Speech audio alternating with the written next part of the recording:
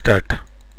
Grass bed is grown on the roof 9 meter by 6 meter, leaving border of 0.5 meter wide all around. What is the perimeter of the grass bed?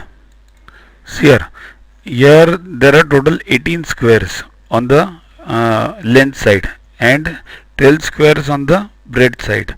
Each square is 0.5 meters. So total it becomes 0.5, so it becomes 9 over here and 6 over here. That is what is given in the problem.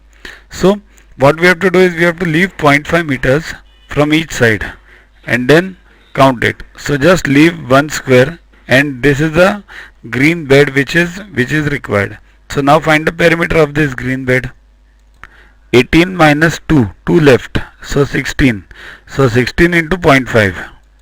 So length becomes 0.5 multiplied by 16, 8 meters, and breadth becomes 0.5 multiplied by 10, 2 left over here, so 5 meters.